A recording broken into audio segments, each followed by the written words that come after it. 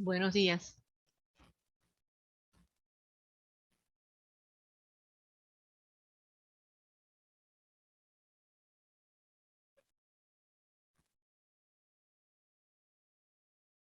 Buenos días, profe, ¿cómo está?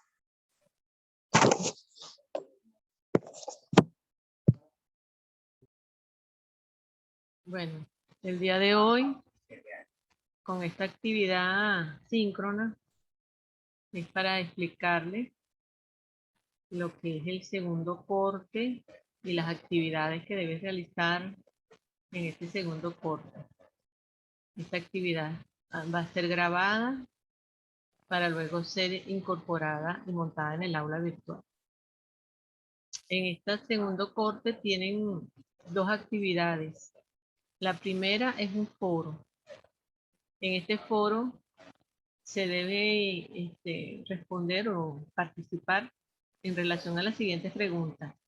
¿Qué es un manual de organización y funciones? MOF, que significa manual de organización y funciones.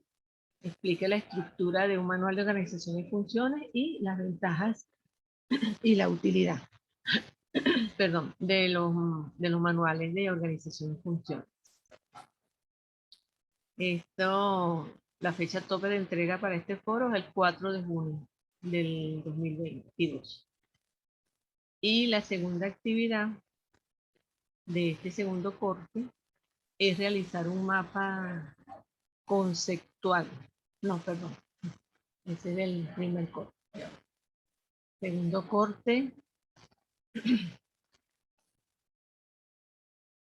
es realizar un ejemplo de del uso o cómo se usa un manual de organización y funciones. Seleccionar uno de algún departamento de la empresa y realizar un pequeño manual de ese departamento. La primera actividad vale 10% y la segunda vale 20%. ¿Ok? Ahora, en relación, vamos a compartir ahora la guía que les voy a explicar.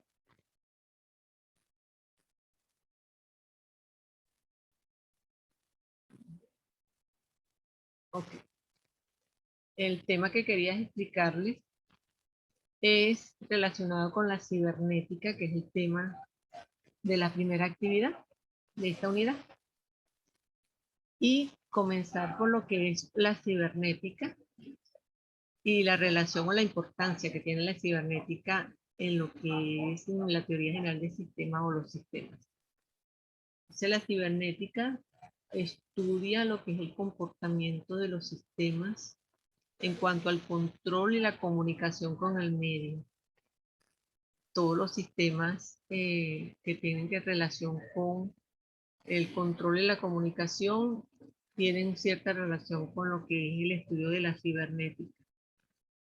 Y viene desde los años 1940, más o menos su origen, en cuanto a la capacidad que tienen los organismos vivos para retroalimentarse y relacionarse con el medio. Y esto se refleja en lo que es la imitación de máquinas y de sistemas controlados por máquinas, donde se presenta lo que es la retroalimentación y todos los conceptos derivados de la retroalimentación.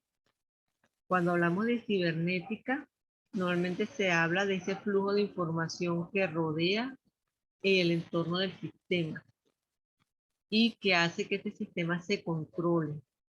Los sistemas abiertos normalmente tienen un control con el medio, porque si no, la entropía, que es el desgaste, lo destruye. Entonces la cibernética es ese elemento fundamental que tiene el sistema de controlarse y de retroalimentarse. Tiene sus antecedentes en el autor Wigner, quien en los años 1940 comienza con ciertos criterios y explica algo sobre lo que es la cibernética. Y él fue uno de los grandes padres de la cibernética que hoy en día son el basamento de muchos conceptos relacionados con cibernética e incluso con la inteligencia artificial y con la robótica. Entonces, cuando hablamos de feedback, que es en inglés, feedback es retroalimentación en español, hablamos de ese estado de equilibrio que busca mantener el sistema. Cuando el sistema se retroalimenta del ambiente, busca es el equilibrio. Por eso son sistemas, las organizaciones son sistemas abiertos y existen sistemas abiertos que pueden mantenerse mediante el uso del feedback para lograr el equilibrio. Y aquí es aquí donde se habla del feedback positivo y el feedback negativo. Muchas veces el feedback negativo es ese equilibrio, es esa búsqueda del equilibrio a través del mantenimiento del estado inicial o del estado más inicial en equilibrio. El autor Maruyama en el año 1968 fue uno de los que introdujo la retroalimentación positiva y más o menos la relación con lo que es la diferencia con la retroalimentación negativa. Y explica más o menos lo que es la importancia de la retroalimentación dentro de los sistemas para evitar la destrucción. E incluso no solamente a través de máquinas, sino también entre los medios sociales y las comunicaciones sociales. Más o menos eso era el estudio en 1968, más que todo dirigido a los medios sociales. Cosa que hoy en día, más, cuando hablamos de cibernética, va más dirigido a los controles de máquinas y automatización de sistemas. Por eso es que la cibernética tiene mucha relación con la inteligencia artificial, a pesar de que la inteligencia artificial habla es del control o de la simulación del ser humano o de la inteligencia del ser humano en las máquinas. Más la cibernética va enfocada al equilibrio y control que tienen los sistemas con el medio mediante la retroalimentación o lo que llamamos feedback. Y cuando hablamos de robótica, hablamos es de la imitación humana, del ser humano, por medio de los robots mecánicos, ¿verdad?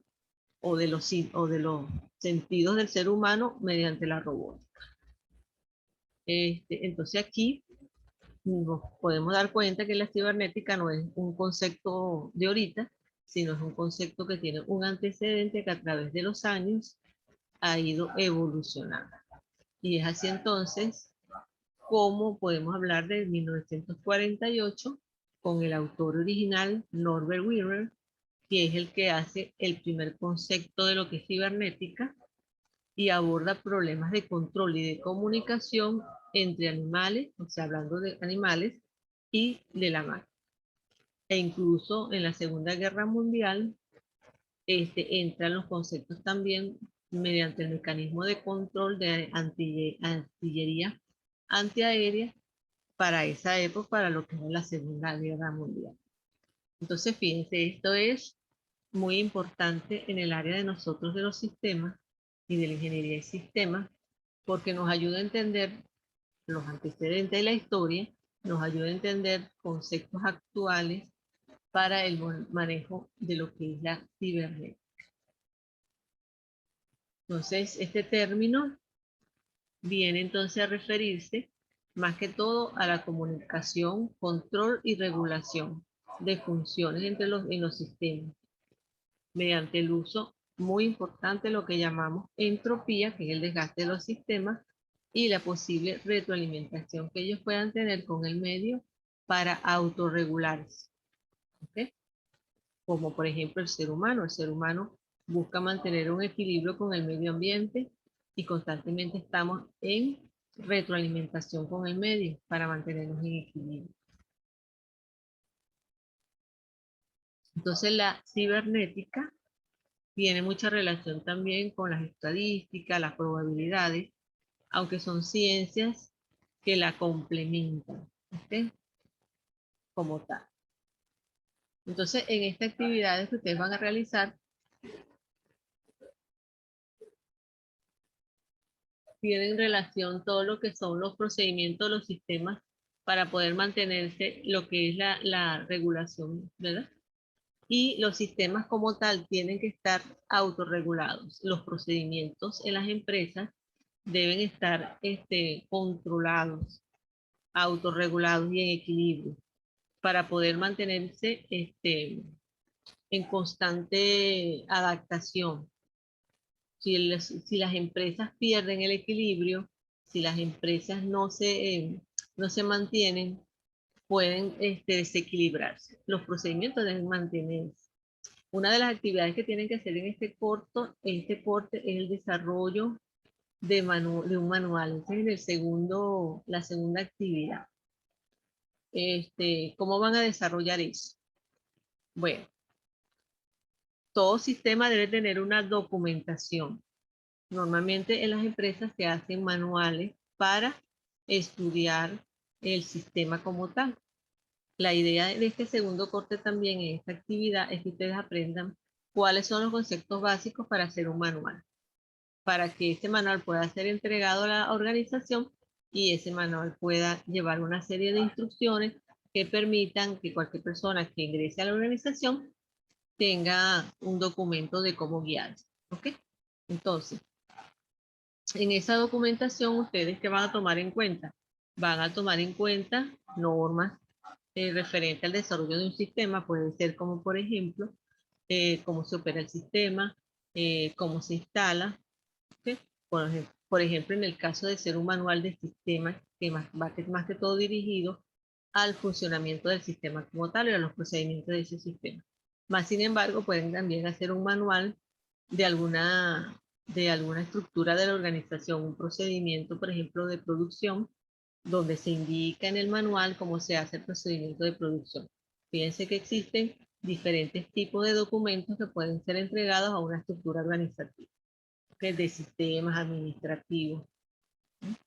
Todos tienen su importancia porque toda documentación que se realice en una organización van dirigida a los lineamientos que deben seguir las personas que están en esa organización. Normalmente, cuando nosotros trabajamos en una organización, hay unas normas a seguir, unos estándares a seguir, y unas normativas según una clasificación por código, una estandarización. Entonces nosotros nos adaptamos a esas reglas de esa estructura organizativa, pero también podemos hacer propuestas de ciertas normas que podamos seguir. Y podemos estandarizar, por ejemplo, cómo van los manuales. Normalmente los manuales puede decirse, mire, cómo va la portada, cómo va la introducción, cómo se va a organizar la estructura de la información, si se van a utilizar unos determinados códigos específicos. Entonces, normalmente la organización tiene esa estructura ya definida, más sin embargo, nosotros podemos hacer propuestas. Si la organización no las tiene, nosotros podemos proponer esos estándares de normalización para desarrollar el manual. También es válido, por supuesto.